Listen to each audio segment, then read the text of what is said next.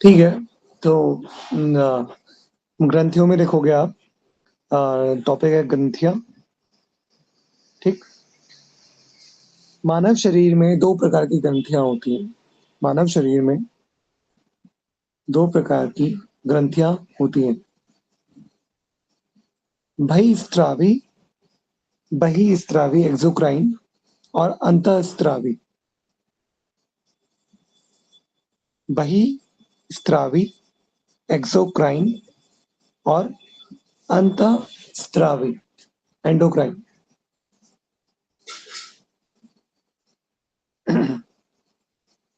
अंतःस्रावी ग्रंथियां वे ग्रंथियां हैं। अंतःस्रावी ग्रंथियां वे ग्रंथियां हैं जिनमें नलिकाएं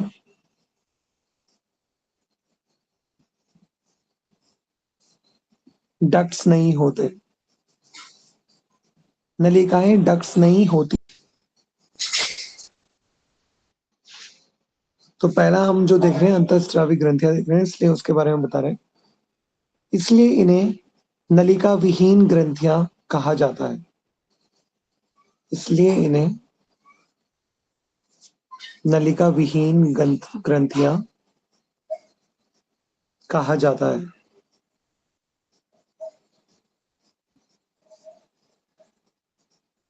ये अपने स्राव सेक्रेशन ये अपने स्राव को सीधे रक्त परिसंचरण में छोड़ती है। ये अपने स्राव को सीधे रक्त परिसंचरण में छोड़ती है, जिसे हार्मोन कहा जाता है। जिसे हार्मोन कहा जाता है। प्रमुख अंतःस्रावी ग्रंथियां लिखोगे आप। Major endocrine glands.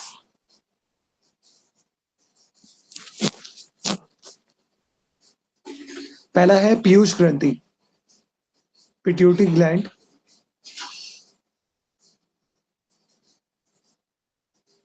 इसे मास्टर ग्रंथि कहा जाता है। इसे मास्टर ग्रंथि कहा जाता है क्योंकि यह अन्य सभी स्रावी ग्रंथियों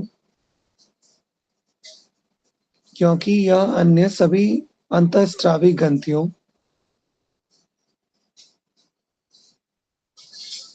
के कार्यों को नियंत्रित करती है। मास्टर ग्रंथि इसलिए कहा जा रहा है कि सभी जितनी भी अंतःस्रावी ग्रंथियां होंगी, उनके जो कार्य होंगी उनको नियंत्रित करेगी, इसलिए मास्टर कहा जा रहा है। इसे मास्टर ग्रंथि कहा जाता है क्योंकि यह अन्य सभी अंतःस्रावी ग्रंथियों के कार्य को नियंत्रित करती है। इसमें पहला पॉइंट लिखोगे स्थिति। पहला पॉइंट लिखोगे स्थिति, मतलब कहां पर स्थित है। यह मस्तिष्क के आधार में यह मस्तिष्क के आधार में सेला टर्सिका सेला टर्शिका 100 में एक ही मात्रा ला। सेला टर्शिका ट, शौ में छोटी की मात्रा, फिर उसी में रॉ की मात्रा का, टर्शिका नामक गड्ढे में स्थित होती है।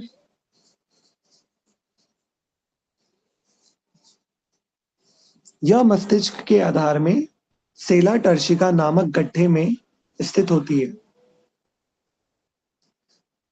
प्रमुख हार्मोन, नेक्स्ट लिखोगे, नेक्स्ट पॉइंट इसी में लिखोगे प्रमुख हार्मोन। इसमें लिखोगे वृद्धि हार्मोन। वृद्धि वृद्धि हार्मोन क्या है, ब्रैकेट में लिखना है एसटीएच। वृद्धि हार्मोन शरीर की लंबाई और हड्डियों के विकास को नियंत्रित करता है। शरीर की लंबाई और हड्डियों के विकास को नियंत्रित करता है।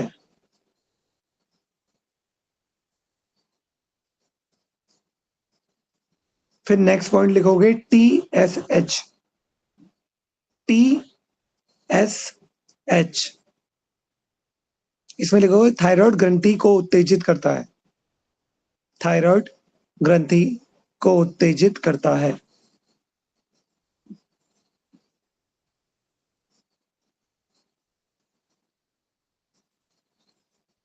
फिर नेक्स्ट लिखोगे ऑक्सीटोसिन।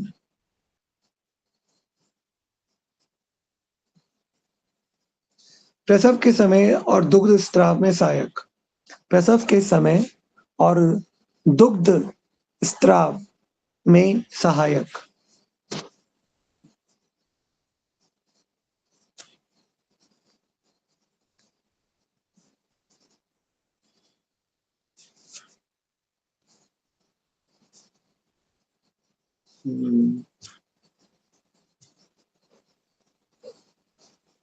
ये आपका पिट्यूटरी ग्लैंड,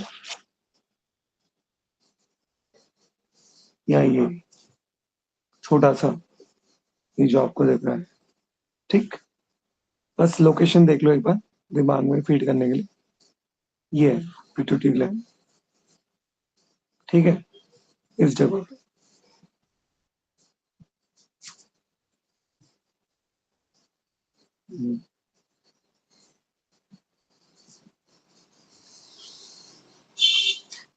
ऑक्सीटोसिन लिख दिया, प्रसव के समय और दुग्ध स्त्राव में सहायक।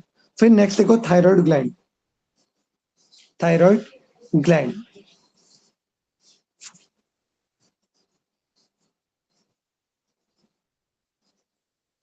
ये आपका थायराइड ग्लैंड।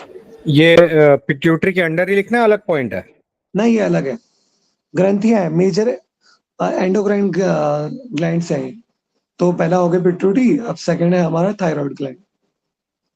थायराइड ग्लैंड आपका ये रहा, ठीक है, ट्रैचरा के दोनों ओर स्थित है ना। तो ये रहा आपका थायराइड ग्लैंड। बस लोकेशन देख लीजिए कि आपको जब भी आप पढ़े तो आपको ध्यान आ जाए कहाँ पर इसकी लोकेशन, ठीक। यह शरीर की सबसे बड़ी अंतःस्रावी ग्रंथि है। इसमें लिखोगे आप, यह शरीर की सबसे बड़ी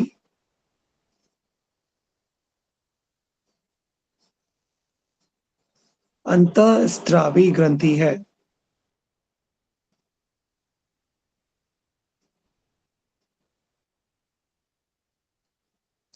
इसमें पहला पॉइंट लिखोगे स्थिति, स्थिति मतलब कहां पर स्थित है। यह गर्दन में श्वास नली, यह गर्दन में श्वास नली, ट्रेचेरा, ट्रेचिया, TRACHEA, ट्रेचिया, श्वास नली, ट्रेचिया के दोनों ओर स्थित होती है, के दोनों ओर स्थित होती है। फिर नेक्स्ट लिखोगे हार्मोन, हार्मोन कौन सा होता है इसमें, थायरॉक्सिन।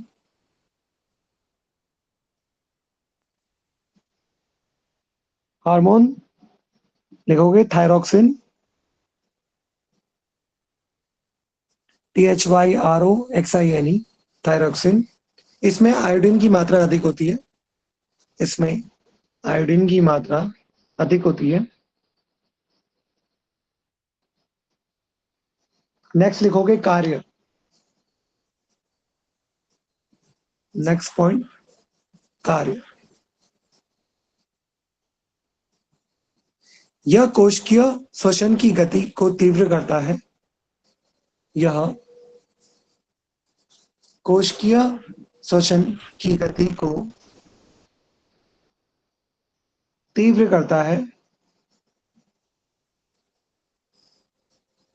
और और आधारभूत उपापचय, उपापचय, उपापचय दर, BMR, आधारभूत उपापचय दर, BMR को नियंत्रित करता है।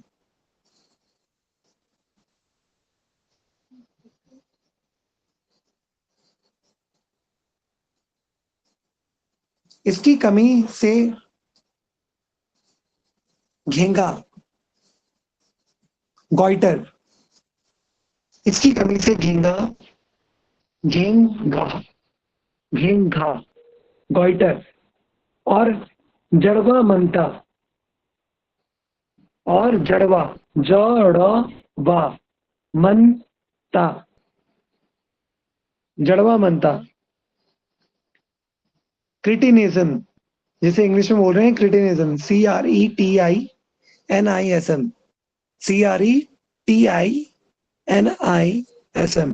CRETINISM, क्रिटिनिज्म, जड़वा मनता। जैसे रोग होते हैं, जैसे रोग होते हैं।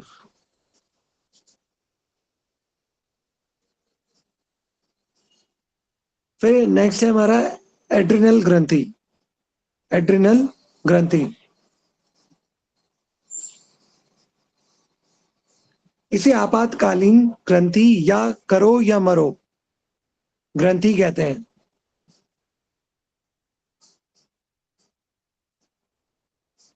इसे आपातकालीन ग्रंथि या करो या मरो, फाइट और फ्लाइट ग्रंथि भी कहते हैं।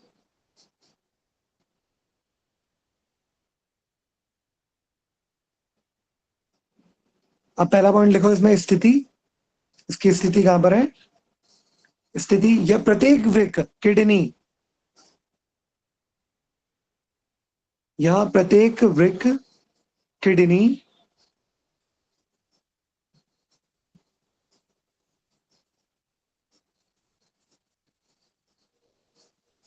के ऊपरी हिस्से पर स्थित होती है।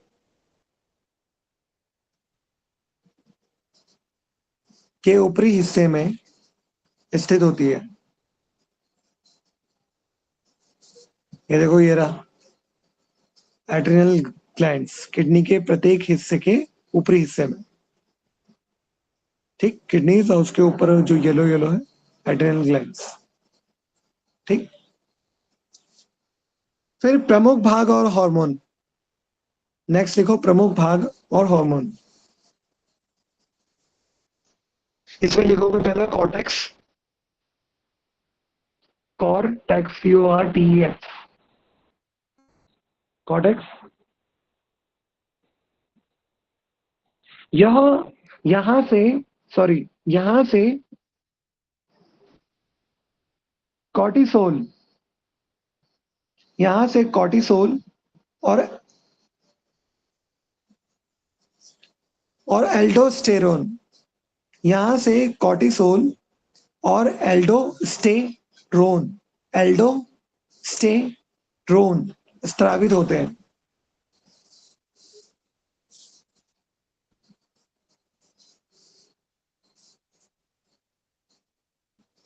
फिर नेक्स्ट भाग क्या है इसका? एक है कॉर्टेक्स और एक है मेडुला। नेक्स्ट है मेडुला। यहां से एड्रीनालिन स्रावित होता है। मेडुला लिखोगे, मेडुला में लिखोगे यहां से एड्रीनालिन, एड्रीनालिन स्रावित होता है, जो भय, क्रोध और तनाव के समय शरीर को तैयार करता है।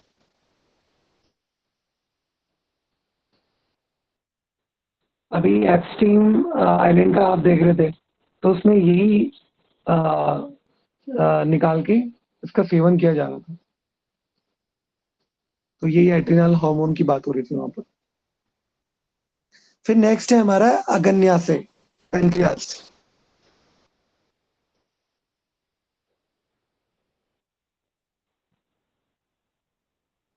पहले भी किया था पैनक्रियास।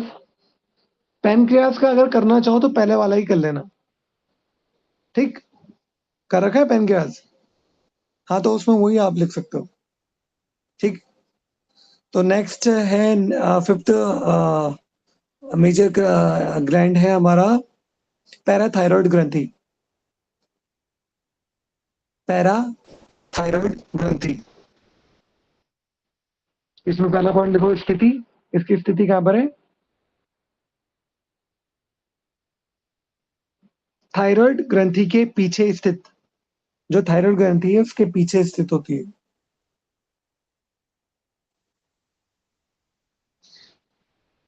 नेक्स्ट कार्य, नेक्स्ट पॉइंट लिखो, कार्य। यह रक्त में कैल्शियम और फास्फोरस के स्तर को विनियमित करती है। यह रक्त में कैल्शियम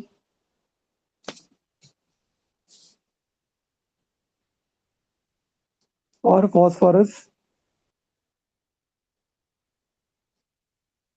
के स्तर को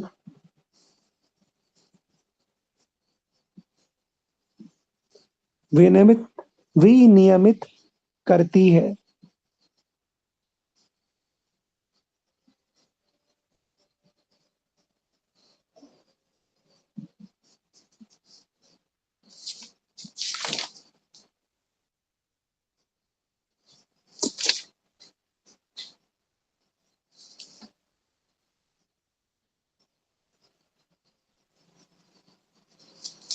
ओके, ये थायराइड ग्लैंड का पीछे वाला हिस्सा है, तो ये यहाँ पर है, ये पैराथायरॉयड ग्लैंड्स। ठीक। हार्मोनल, फिर नेक्स्ट आप लिखो, ये तो ग्रंथियां लिख दी, ये अलग से हैं। हार्मोनल नियंत्रण की कार्यविधि, हार्मोनल नियंत्रण की कार्यविधि, mechanism of control.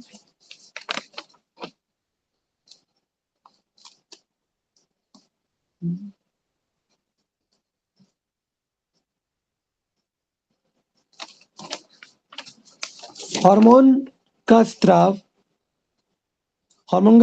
Feedback mechanism द्वारा संचालित होता है। हार्मोन का स्राव फीडबैक मैकेनिज्म द्वारा संचालित होता है। इसमें पहला लिखोगे आप पॉजिटिव फीडबैक। पहला पॉइंट लिखो इसमें पॉजिटिव फीडबैक।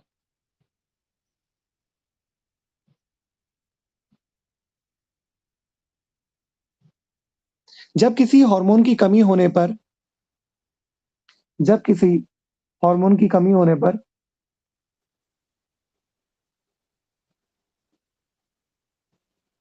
शरीर और अधिक उत्पादन का संकेत देता है। शरीर और अधिक उत्पादन का संकेत देता है। ये हो गया पॉजिटिव फीडबैक। फिर नेक्स्ट लिखो नेगेटिव फीडबैक। सर, अधिक उत्पादन का संकेत देता है, संकेत। नेक्स्ट है नेगेटिव फीडबैक। एक हो गया पॉजिटिव, एक हो गया नेगेटिव फीडबैक। जब रक्त में हार्मोन का स्तर पर्याप्त हो जाता है, जब रक्त में हार्मोन का स्तर पर्याप्त हो जाता है, तो मस्तिष्क ग्रंथि को स्राव रोकने का संदेश भेजता है। तो मस्तिष्क ग्रंथि को स्राव रोकने का संदेश भेजता है। फिर नेक्स्ट टॉपिक लिखोगे आप, अभी लिखा अंतःस्रावी, अब लिखोगे बहिस्रावी ग्रंथियां। बहिस्रावी ग्रंथियां, एक्सोक्राइन ग्लैंड्स।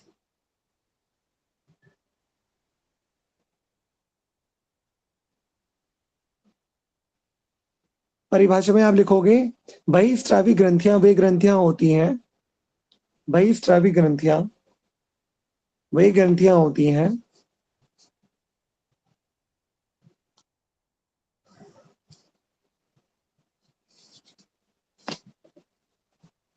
जिसमें अपना स्राव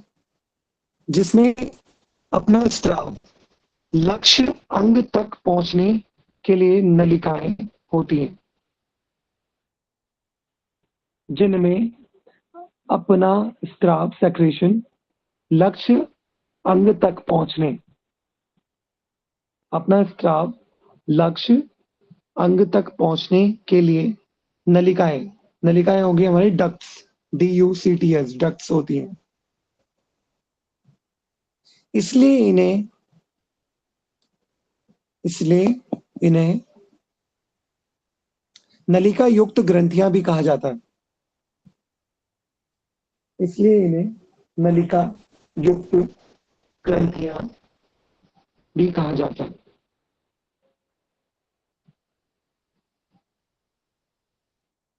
इनका स्राव रक्त में नहीं मिलता।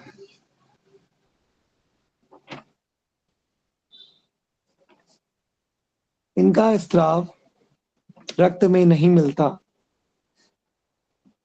बल्कि सीधे शरीर की सतह पर बल्कि सीधे शरीर की सतह पर या अंगों की गुहा में पहुंचता है या अंगों की गुहा में पहुंचता है। अब नेक्स्ट लिखोगे आप बहिस्रावी ग्रंथियों की संरचनात्मक श्रेणियां। बहिस्रावी ग्रंथियों की संरचनात्मक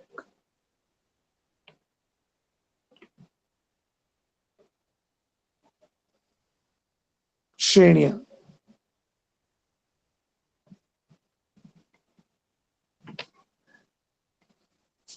पहले लिखोगे संरचना के आधार पर। फर्स्ट पॉइंट लिखो संरचना के आधार पर, बेस्ड ऑन स्ट्रक्चर।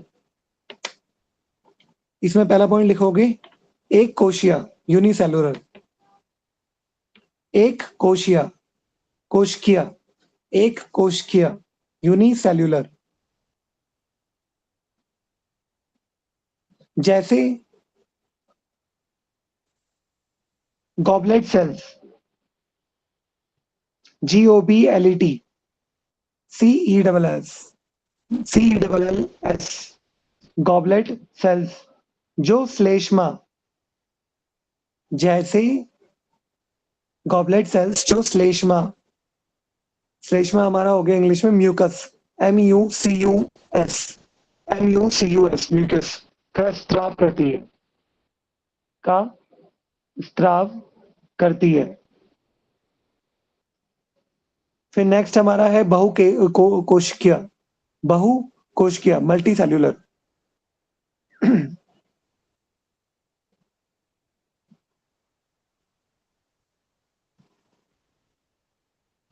जैसे लार ग्रंथि, पसीने की ग्रंथि आदि।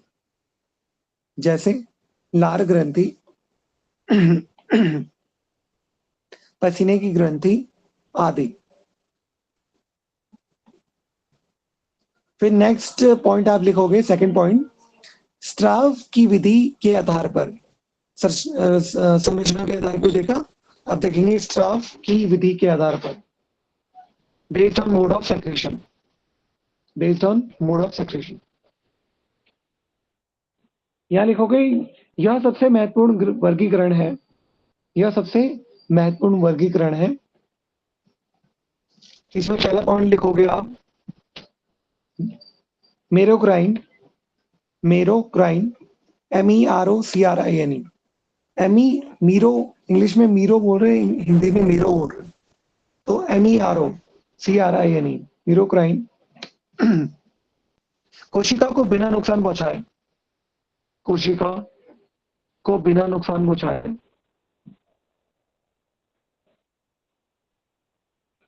स्त्राव बाहर आता है। इसमें क्या होता है, स्त्राव बाहर आता है बिना नुकसान पहुंचाए, कोशिकाओं को बिना नुकसान पहुंचाए स्त्राव बाहर आता है। जैसे पसीने की ग्रंथियां, जैसे पसीने की ग्रंथियां। फिर नेक्स्ट लिखो इसमें एपोक्राइन, APOCRINE। नेक्स्ट लिखो एपोक्राइन। स्त्राव के समय कोशिका का ऊपरी हिस्सा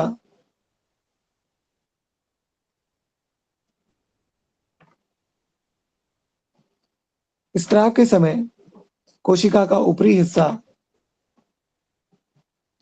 टूटकर अलग हो जाता है, टूटकर अलग हो जाता है। जैसे स्तन ग्रंथियां, जैसे स्तन ग्रंथियां। फिर नेक्स्ट है हमारा होलोक्राइन, HOLOCRINE, होलोक्राइन।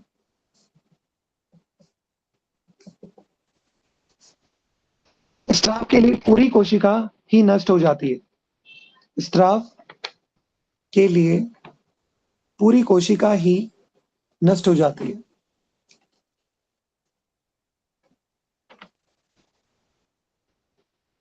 जैसे सीबेशियस या टैलिया ग्रंथियां। जैसे सीबेशियस 100 में बड़ी की मात्रा, 100 में ए की मात्रा, 100 में छोटी की मात्रा से सीबेशियस या टैलिया, तैलीय ग्रंथियां। ठीक। फिर इसी में नेक्स्ट टॉपिक अब आप लिखोगे प्रमुख बहिस्रावी ग्रंथियां और उनके कार्य।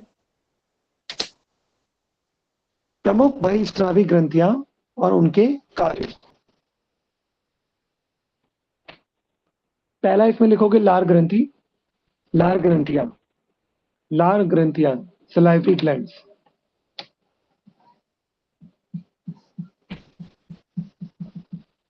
इसमें लिखोगे पहला पॉइंट प्रकार, प्रकार।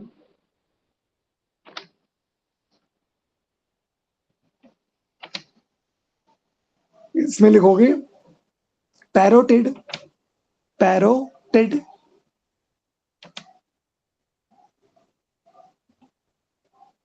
हमने लार ग्रंथि के 3 प्रकार पढ़े थे ना, तो वो ये है पैरोटिड, सब मैक्सिलरी, सब मैक्सिलरी और सब लिंगुअल।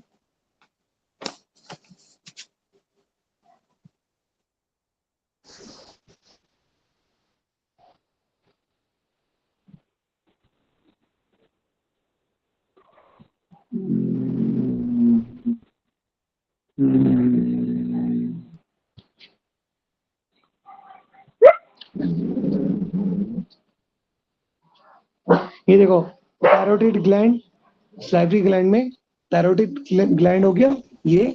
फिर सब मैंडिबुलर ग्लैंड, सब मैंडिबुलर ग्लैंड, और तब नेक्स्ट हमारा हो गया सब लिंगुअल ग्लैंड। तो 3 प्रकार क्या हो गए इसके, 3 प्रकार हो गए, 3 टाइप्स हो गए। ठीक। फिर स्त्राव, नेक्स्ट पॉइंट लिखो स्त्राव। इसी में प्रकार लिखा, फिर नेक्स्ट पॉइंट स्त्राव। लार सलाइवा, इसमें लिखोगे लार, इंग्लिश में बोले सलाइवा, जिसमें टाइलिन, टायोलिन, ये हमने पहले पढ़ा था, एमिलेस एंजाइम होता है। ये क्या खाना पचाने में मदद करता है हमारा, टाइलिन, टायोलिन एंजाइम होता है। फिर इसके कार्य, फिर नेक्स्ट लिखो कार्य। कार्य में क्या लिखोगे, कार्बोहाइड्रेट का पाचन शुरू करना,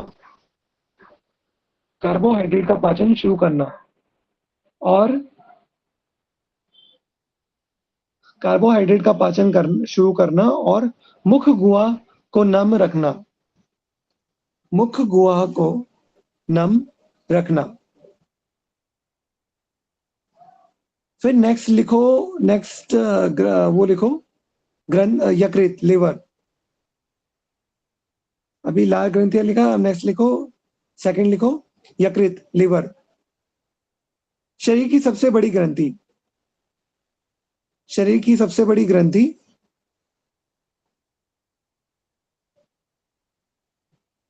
यकृत को एक बहिस्रावी ग्रंथि माना जाता है।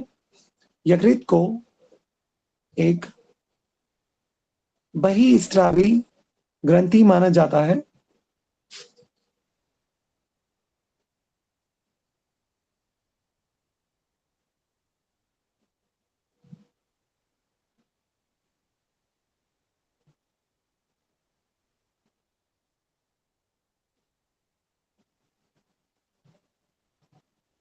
क्योंकि यह पित्तरस, क्योंकि यह पित्तरस का निर्माण करता है।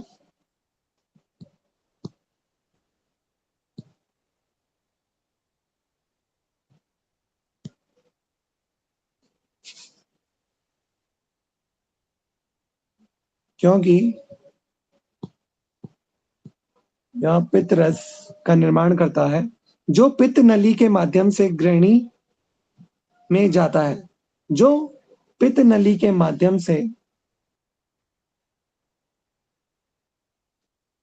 ग्रहणी में जाता है।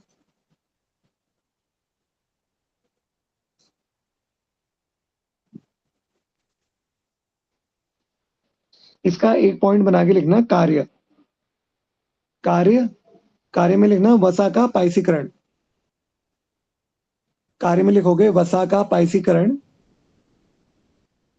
कॉमा विषहरण, विषहरण और विटामिन का संचय, और विटामिन का संचय। वसा का पाइसीकरण, विषहरण, विषहरण और विटामिन का संचय। फिर थर्ड लिखोगे आप श्वेत ग्रंथियां, श्वेत ग्लैंड्स। थर्ड आप लिखोगे श्वेत ग्रंथियां। जी विटामिन का सर? संचय, विटामिन का संचय। फिर नेक्स्ट लिखोगे श्वेत ग्रंथियां, श्वेत ग्रंथियां, श्वेत ग्लैंड्स। स्थिति, इसमें पहला पॉइंट लिखोगे स्थिति। स्थिति क्या है इसकी? त्वचा के डर्मिस स्तर पर, त्वचा के डर्मिस, डर्मिस, मोह में छोटी की मात्रा और रॉ की मात्रा, अब स, ड, मोह में छोटी की मात्रा, ऊपर रॉ की मात्रा, स, डर्मिस स्तर में, त्वचा के डर्मिस स्तर में। फिर नेक्स्ट लिखोगे कार्य। पसीने के माध्यम से शरीर के तापमान को नियंत्रित करना। पसीने के माध्यम से, कार्य में लिखोगे पसीने के माध्यम से शरीर के तापमान को नियंत्रित करना, और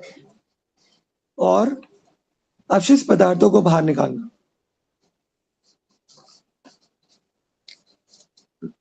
और अपशिष्ट पदार्थों को बाहर निकालना। फिर नेक्स्ट ग्लैंड लिखो आप, फोर्थ, जठर ग्रंथियां, जठर ग्रंथियां, गैस्ट्रिक ग्लैंड्स। इसमें पहला लिखोगे स्थिति, पहला पॉइंट लिखो स्थिति। अमाशय की दीवार में, अमाशय की दीवार में।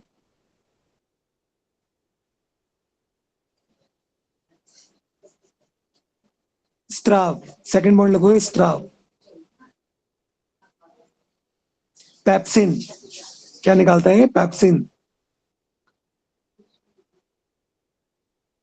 रेनिन, सेकंड रेनिन, और एचसीएल, और एचसीएल। ठीक है, पेप्सिन, रेनिन और एचसीएल। फिर थर्ड लिखो कार्य। कार्य में प्रोटीन का पाचन और भोजन को अम्लीय बनाना। कार्य क्या है? प्रोटीन का पाचन, प्रोटीन का पाचन और भोजन को अम्लीय बनाना।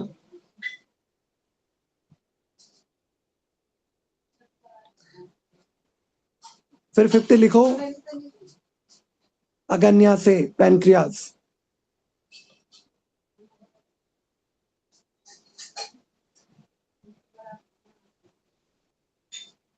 अगन्याशय का 99% भाग, अगन्याशय का 99% भाग बहिस्रावी होता है।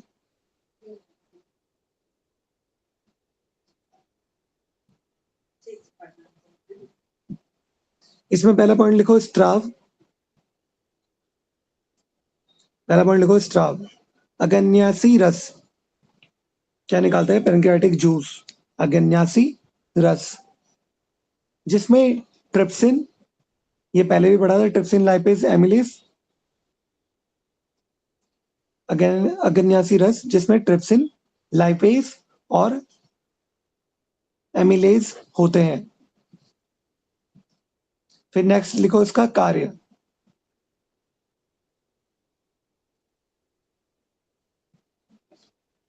भोजन के पूर्ण पाचन में सहायक। कार्य में क्या है? भोजन के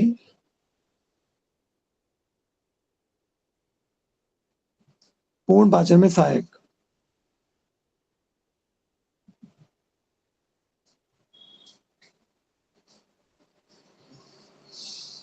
अब एक छोटा सा इसका समरी टाइप बनाओ। अंतःस्रावी और बहिस्रावी ग्रंथियों में अंतर, कंपैरिजन टेबल।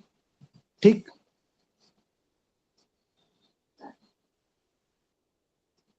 तीन कॉलम बनाना। पहले कॉलम में लिखना विशेषता, विशेषता।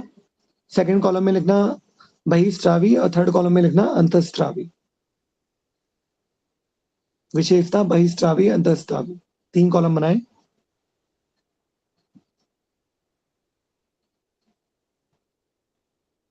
अब विशेषता में पहला पॉइंट लिखा नलिका। नलिका तो एक्सोक्राइन में क्या रहती है? उपस्थित होती है। बहिस्रावी में क्या होता है? उपस्थित होती है।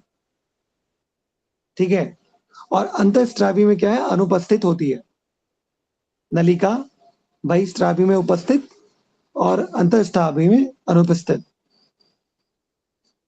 फिर नेक्स्ट विशेषता लिखोगे सेकंड, स्त्राव, सेक्रेशन, क्या सेक्रेट करते हैं। बहिस्रावी में लिखोगे एंजाइम, लार, पसीना और श्लेष्मा, म्यूकस, श्लेष्मा, चार चीज सेक्रेट कर रहे हैं, एंजाइम, लार, पसीना, श्लेष्मा। फिर अंतःस्रावी में लिखोगे क्या सेक्रेट करते हैं? Hormone, hormone. फिर नेक्स्ट थर्ड विशेषता लिखोगे लक्ष्य। बहिस्रावी में लिखोगे इसमें लक्ष्य क्या है? सीधे अंग या सतह पर, सीधे अंग या सतह पर, सीधे अंग या सतह पर। अंतःस्रावी में लिखोगे रक्त के माध्यम से दूरस्थ अंगों तक, रक्त के माध्यम से दूरस्थ अंगों तक।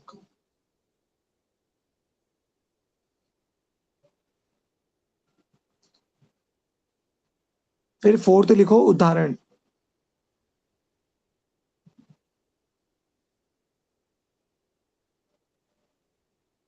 यकृत मतलब एक्सोक्राइन में लिखो आप, बहिस्रावी ग्रंथि में लिखो यकृत, लाल ग्रंथियां, अश्रु ग्रंथि। यकृत, लाल ग्रंथि और अश्रु ग्रंथि, तीन उदाहरण लिख दो इसके। यकृत, लाल ग्रंथि और अश्रु ग्रंथि, अश्रु ग्रंथि। फिर अंतःस्रावी में उदाहरण लिखो पीयूष ग्रंथि, पीयूष ग्रंथि, थायराइड और थायराइड।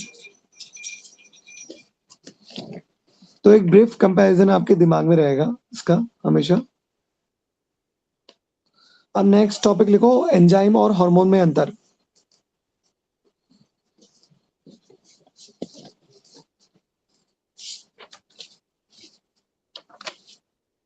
एंजाइम और हार्मोन में अंतर, पहला लिखो परिभाषा और प्रकृति, परिभाषा और प्रकृति।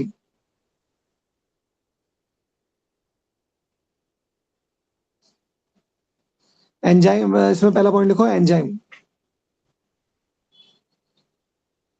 पहले एंजाइम के बारे में बता रहे हैं। एंजाइम जैविक उत्प्रेरक, एंजाइम जैविक उत्प्रेरक, बायोलॉजिकल कैटलिस्ट इंग्लिश में।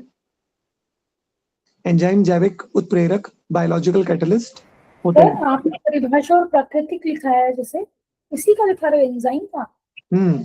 मतलब पहला पॉइंट है परिभाषा और प्रकृति, और उसमें उसमें पहला पॉइंट सब पॉइंट लिखो एंजाइम। फिर एंजाइम को बता रहे हैं एंजाइम जैविक उत्प्रेरक, इंग्लिश में बोलते हैं बायोलॉजिकल कैटलिस्ट होते हैं, जो शरीर के भीतर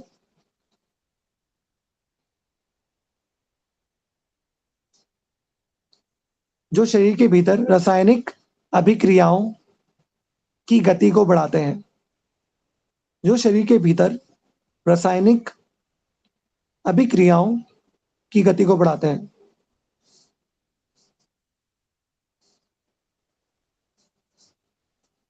लेकिन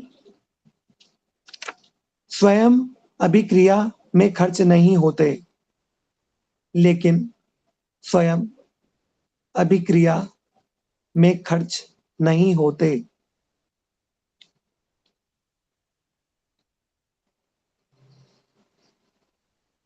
ये लगभग सभी प्रोटीन से बने होते हैं। ये लगभग सभी प्रोटीन से बने होते हैं।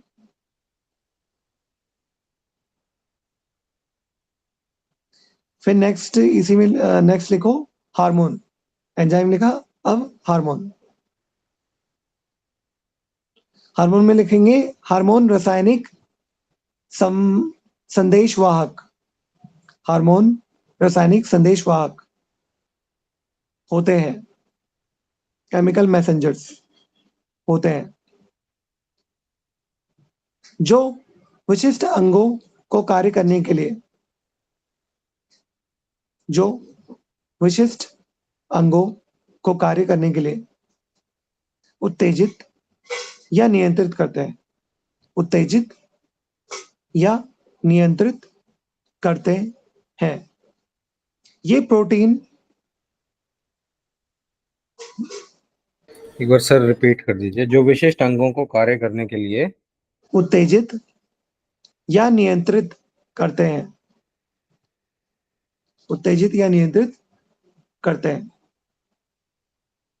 ये प्रोटीन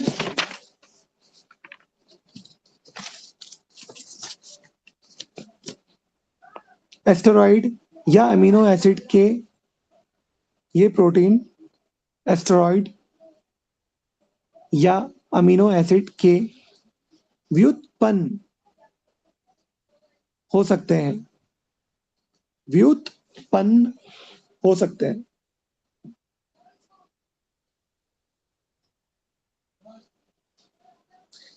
सेकंड लिखो, मतलब सेकंड पॉइंट है स्राव का स्रोत, सोर्स ऑफ सेक्रेशन। अभी परिभाषा और प्रकृति लिखी, अब सेकंड लिखो स्राव का स्रोत। स्राव का स्रोत, सोर्स ऑफ सेक्रेशन। तो पहला पॉइंट इसमें लिखो एंजाइम। एंजाइम का सोर्स बताएंगे। एंजाइम ये मुख्य रूप से बहिस्रावी ग्रंथियों एक्सोक्राइन ग्लैंड्स, यह मुख्य रूप से बहिस्रावी ग्रंथियों एक्सोक्राइन ग्लैंड्स जैसे लार ग्रंथि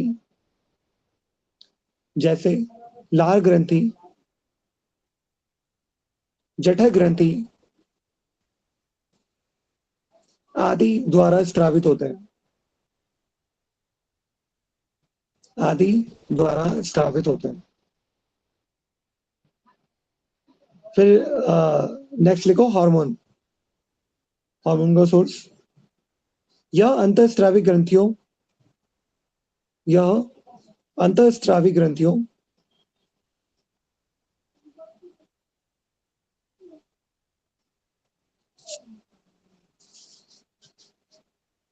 जैसे पीयूष थायराइड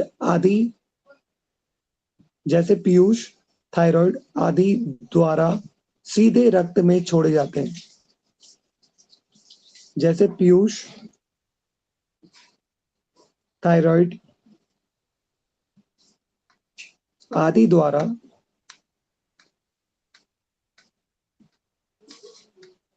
सीधे रक्त में छोड़े जाते हैं।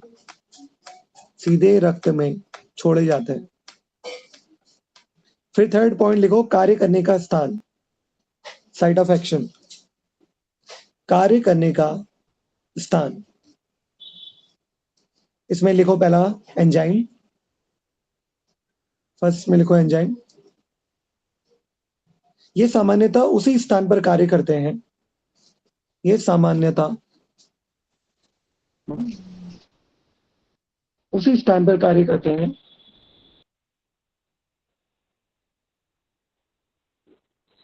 जहां वे निर्मित होते हैं। जहां वे निर्मित होते हैं।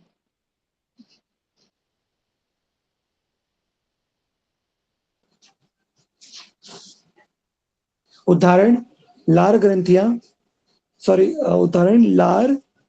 से निकला।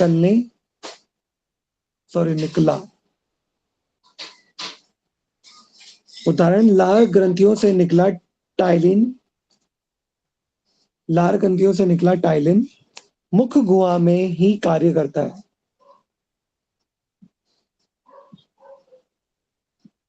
मतलब ये जहां पर उत्पन्न होते हैं वहीं पर कार्य करते हैं। तो लार ग्रंथियों से निकला टाइलिन मुख गुहा में ही कार्य करता है।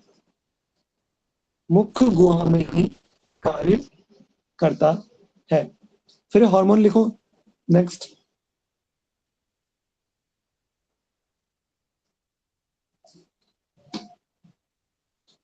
हार्मोन ये रक्त के माध्यम से अपने निर्माण स्थल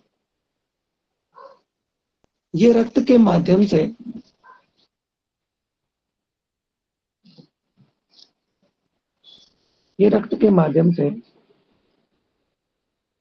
अपने निर्माण स्थल से दूर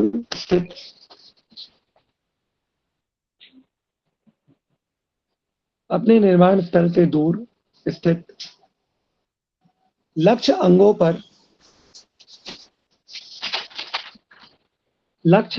पर जाकर कार्य करते हैं।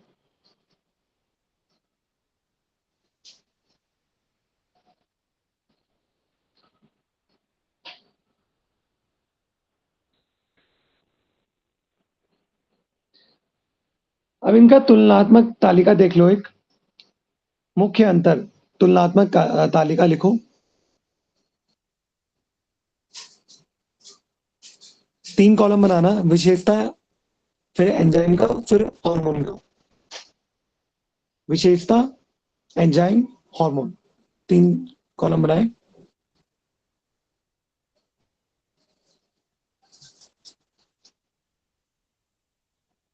पहली विशेषता रासायनिक संरचना।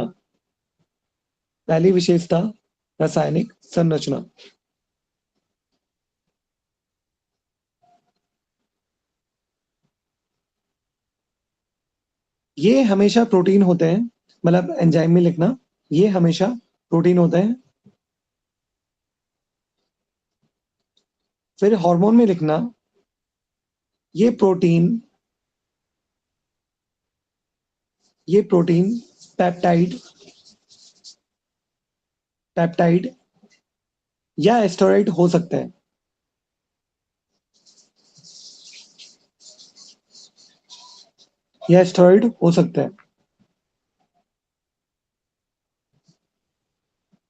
फिर सेकंड विशेषता लिखना, आणविक भार।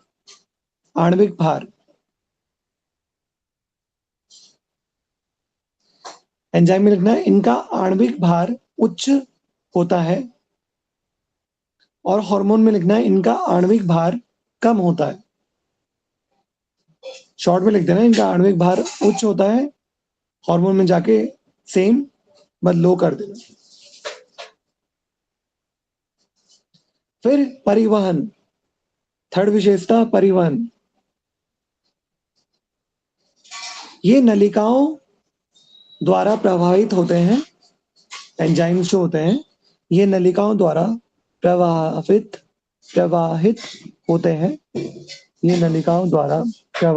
होते हैं। हार्मोन ये रक्त द्वारा प्रवाहित होते हैं। हार्मोन में लिखोगे ये रक्त द्वारा प्रभावित होते हैं। एक हो रहा है नलिकाओं द्वारा, एक हो रहा है ब्लड द्वारा।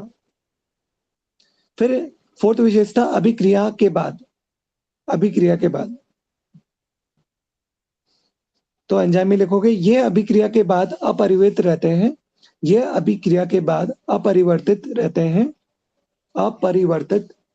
हैं।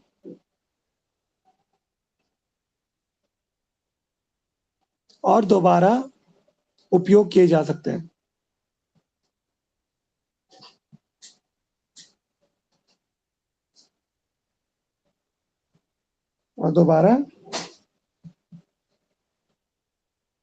सर एक बार रिपीट कर दीजिए। ये अभिक्रिया के बाद अपरिवर्तित रहते हैं। अपरिवर्तित रहते हैं और दोबारा उपयोग किए जा सकते हैं। अच्छा, ये सब एक साथ ही है? हाँ, और ऐड किया ना मैंने। ठीक। हार्मोन में लिखोगे ये कार्य के बाद नष्ट हो जाते हैं, ये कार्य के बाद नष्ट हो जाते हैं और दोबारा उपयोग नहीं होते।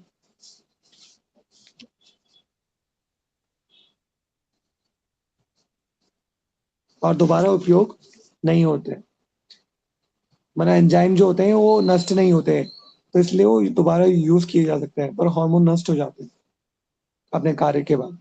फिर नेक्स्ट विशेषता लिखो गति।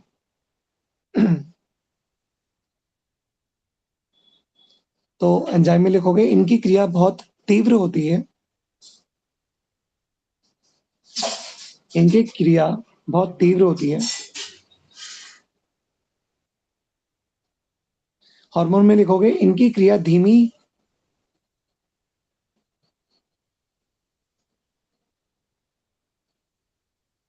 होती है। फिर नेक्स्ट विशेषता लिखोगे कार्य। ये मुख्य रूप से पाचन और चयापचय मेटाबॉलिज्म में सहायक होते हैं। ये मुख्य रूप से पाचन और चयापचय में सहायक होते हैं।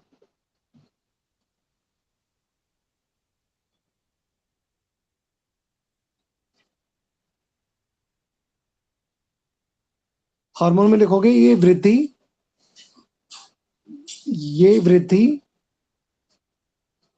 जनन जनन जनन यह वृद्धि जनन और व्यवहार को नियंत्रित करते हैं, और व्यवहार को नियंत्रित करते हैं।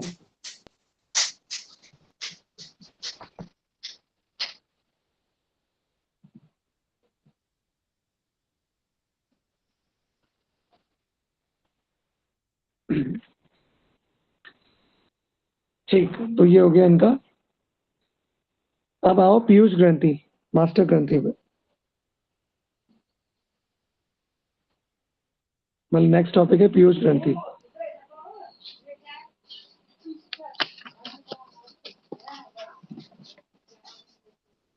पहले करा था ना हमने, स्टार्टिंग में पीयूष ग्रंथि तो करा था। हाँ, पर फिर से आया टॉपिक। अच्छा,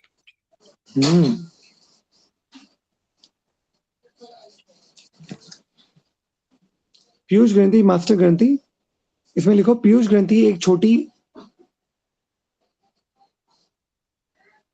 मतलब इंपॉर्टेंट है, बार बार आ रहा है तो जरूर क्वेश्चन तो बनेगा ही इसका। एक छोटी ग्रंथि मटर के दाने के आकार की ग्रंथि है।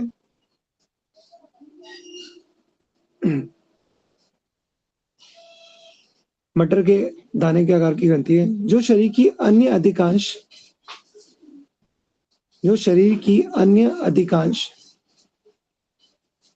अंतःस्रावी ग्रंथियों। सर प्लीज एक बार मटर के दाने के आकार की ग्रंथि है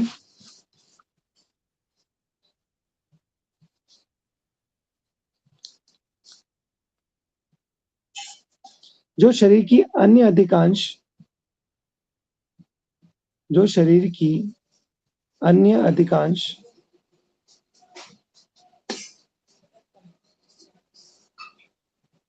अंतःस्रावी ग्रंथियों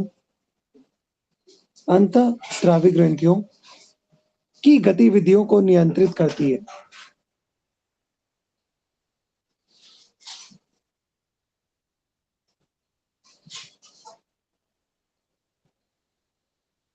इसमें पहला पॉइंट लिखो स्थिति एवं संरचना।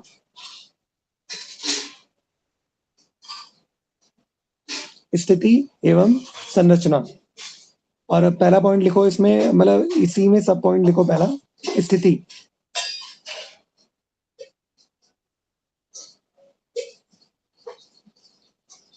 यह मस्तिष्क के आधार पर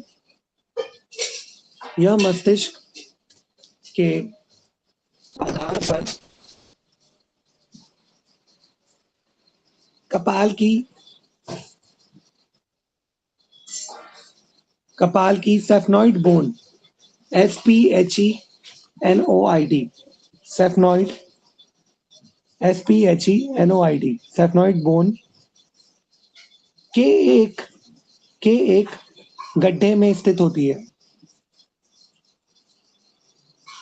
के एक गड्ढे में स्थित होती है, जिसे सेला टर्शिका कहते हैं, जिसे सेला SELLA, सेला टर्शिका, TURCICA, सेला SELLA, सेला टर्शिका, TURCICA कहते हैं। फिर नेक्स्ट पॉइंट लिखो इसमें जुड़ाव। नेक्स्ट पॉइंट लिखो इसमें जुड़ाव। यह एक डंडल नुमा यह एक डंडल नुमा संरचना द्वारा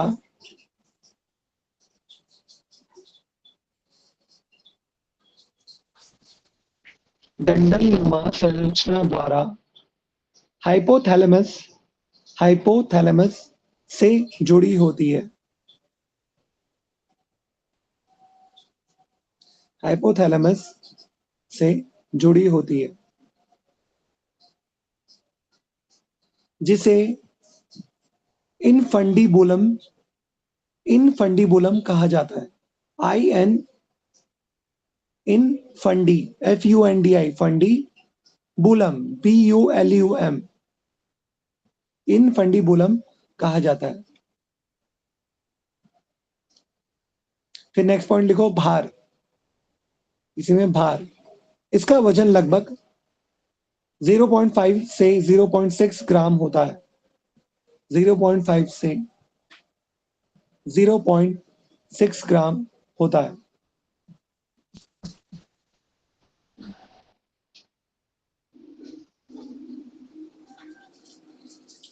फिर सेकंड पॉइंट लिखो ग्रंथि के मुख्य भाग, एनाटॉमी। स्थिति एवं संरचना देखी, उसके बाद ग्रंथि के मुख्य भाग। पीयूष ग्रंथि मुख्य रूप से दो भागों में विभाजित है। पीयूष ग्रंथि मुख्य रूप से दो भागों में विभाजित है।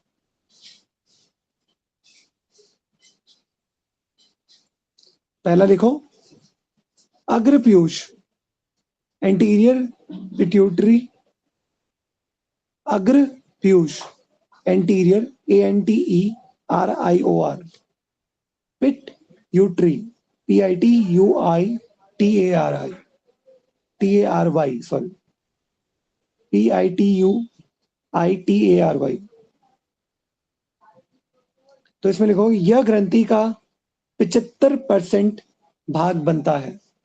यह ग्रंथि का 75% भाग बनता है और उपकला ऊतकों से बनता है, और उपकला ऊतकों से बना होता है, और उपकला ऊतकों से बना होता है। फिर सेकंड है इसी में पश्च पीयूष, पोस्टीरियर पिट्यूटरी, पश्च पीयूष, पोस्टीरियर पिट्यूटरी। यह सीधे तंत्रिका तंत्र से जुड़ा होता है। इसे लिखोगे यह सीधे तंत्रिका तंत्र से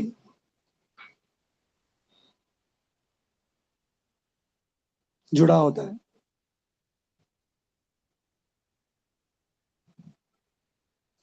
फिर थर्ड पॉइंट है अलग स्रावित होने वाले हार्मोन और उनके कार्य। मतलब ये अलग है, सब पॉइंट नहीं है, अलग पॉइंट है। थर्ड, फर्स्ट सेकंड देखें, अब थर्ड पॉइंट देख रहे हैं, स्रावित होने वाले हार्मोन और उनके कार्य। इसमें पहला लिखो ए, लिखो ए, अग्र पीयूष, एंटीरियर पिट्यूटरी द्वारा, अग्र पीयूष द्वारा। तो इसी में सब पॉइंट लिखते हुए चलना। पहला लिखो इसमें वृद्धि हार्मोन, ग्रोथ हार्मोन।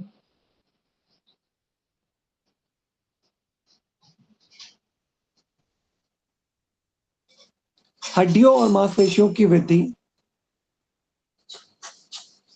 हड्डियों और मांसपेशियों की वृद्धि को नियंत्रित करता है। हड्डियों और मांसपेशियों की वृद्धि को नियंत्रित करता है।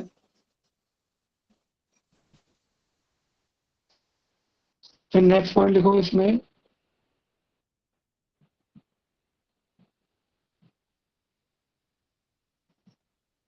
सॉरी ये जो वृद्धि हार्मोन है इसी के अंदर 2 पॉइंट है, अतिस्राव और अल्पस्राव। तो पहले लिखो अतिस्राव। अतिस्राव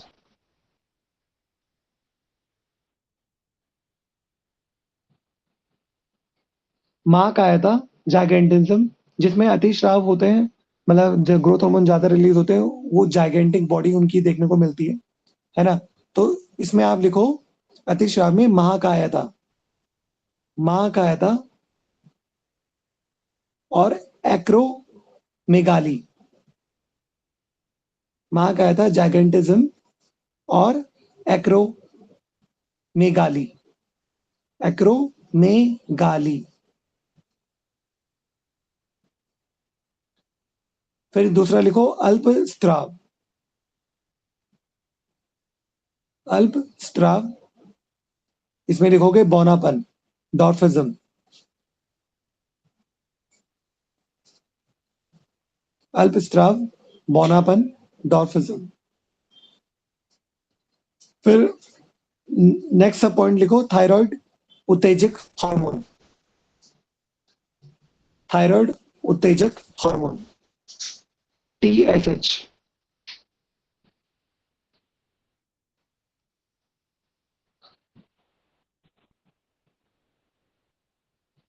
थायराइड ग्रंथि को थायरॉक्सिन बनाने के लिए प्रेरित करता है।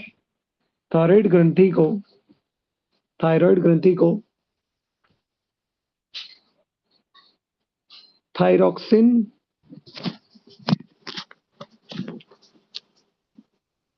बनाने के लिए प्रेरित करता है।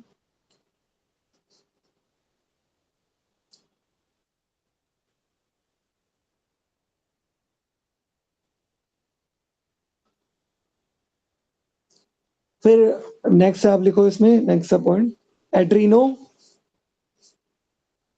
Adreno cortico, cortico tropic hormone, या इतना लंबा नहीं लिखना तो सीधे लिख दो ACTH। ACTH, ACTH लिख दो बस।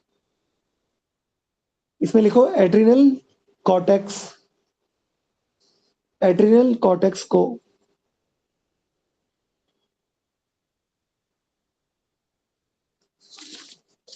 हार्मोन स्राव के लिए उत्तेजित करता है।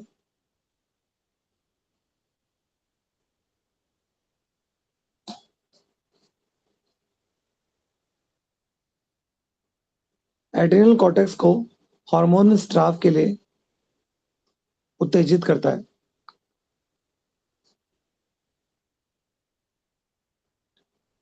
फिर नेक्स्ट लिखो प्रोलैक्टिन, प्रोलैक्टिन, PRL, PRL स्तन ग्रंथियों में दुग्ध निर्माण को प्रेरित करता है। स्तन ग्रंथियों में दुग्ध निर्माण को प्रेरित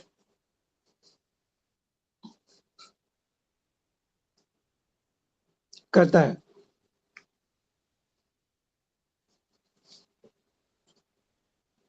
फिर नेक्स्ट लिखो गोनाडो, गोनाडोट्रोपिक,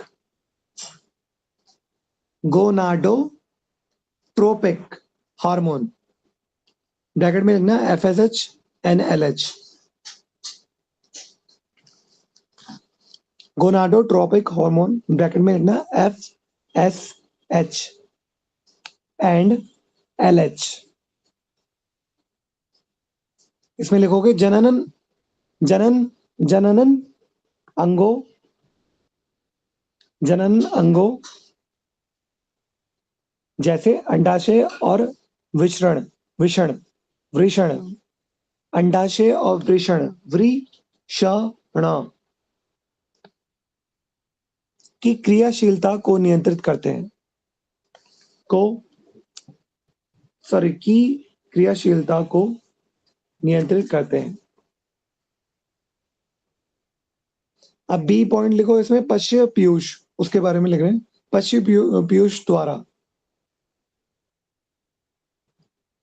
रिलीज होने वाले हार्मोन। तो पश्य पीयूष द्वारा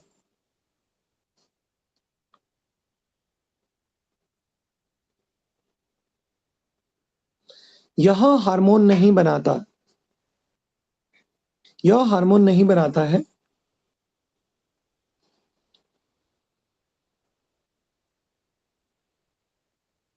बल्कि हाइपोथैलेमस द्वारा बनाए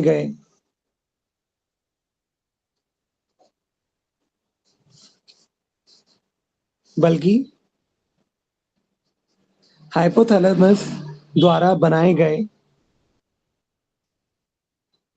हार्मोन को संचित और स्रावित करता है। हार्मोन को संचित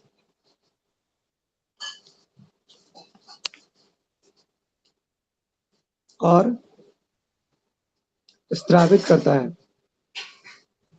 इसमें पहला पॉइंट आप लिखोगे ऑक्सीटोसिन।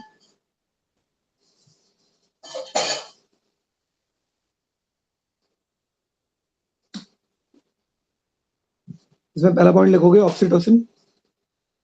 गर्भाशय संकुचन, इसमें लिखोगे गर्भाशय संकुचन प्रसव के समय, ब्रैकेट में लिख देना गर्भाशय संकुचन, ब्रैकेट में लिखना प्रसव के समय, और दुग्ध निष्कासन में सहायक, और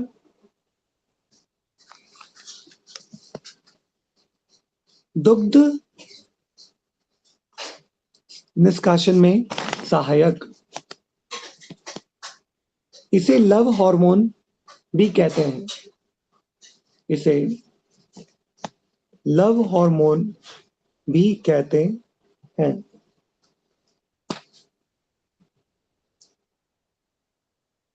फिर नेक्स्ट लिखो anti diuretic hormone ADH। Anti diuretic hormone ADH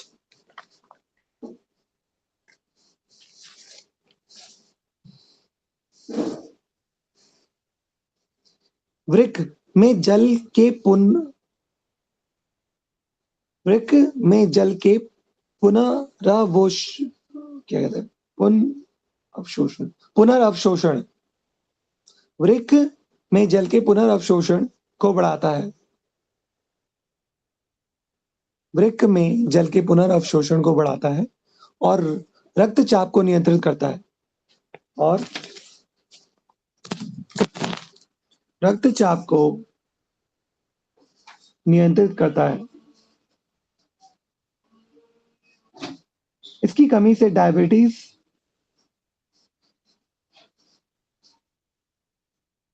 हो जाता है, इसकी कमी से डायबिटीज हो जाता है।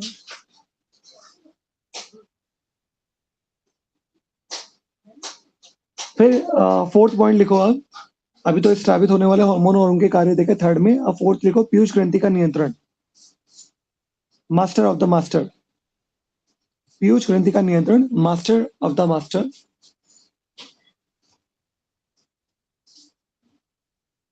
इसमें लिखोगे यद्यपि पीयूष ग्रंथि को मास्टर कहा जाता है,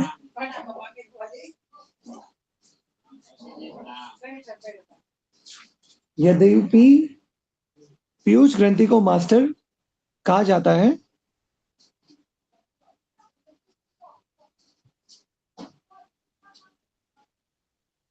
लेकिन यह स्वयं हाइपोथैलेमस के नियंत्रण में कार्य करती है।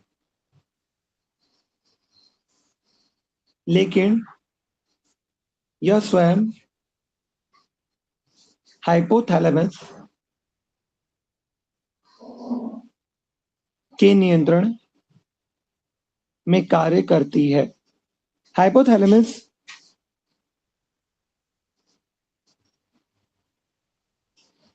रिलीजिंग हार्मोन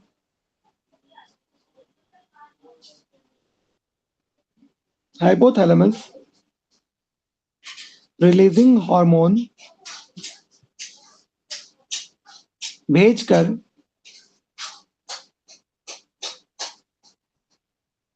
पीयूष ग्रंथि को आदेश देता है।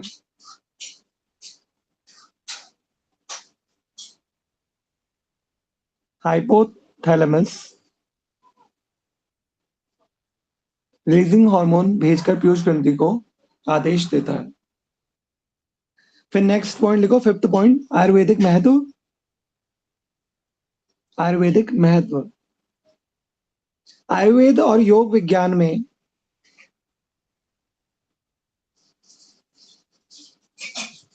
आयुर्वेद और योग विज्ञान में पीयूष ग्रंथि का संबंध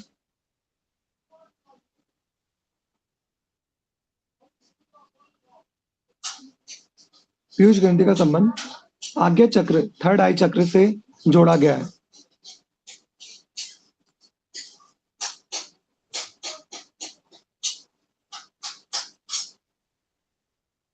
थर्ड आई चक्र से जोड़ा गया है। यह मानसिक स्पष्टता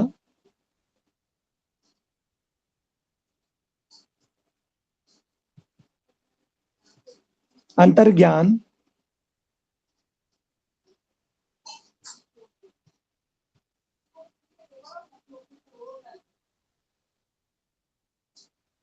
और शरीर के समस्त धातु अग्नि, मतलब धातु अग्नि एक साथ है, के नियमन का केंद्र मानी जाती है। के नियमन का केंद्र शरीर के समस्त धातु अग्नि मतलब इन्वर्टेड कॉमर्स के अंदर लिख देना उसे, धातु अग्नि को, के नियमन का केंद्र मानी जाती है। इसका असंतुलन शरीर में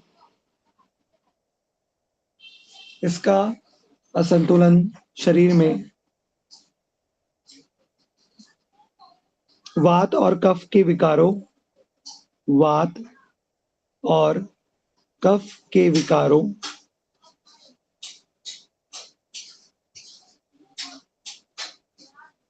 के रूप में देखा जा सकता है।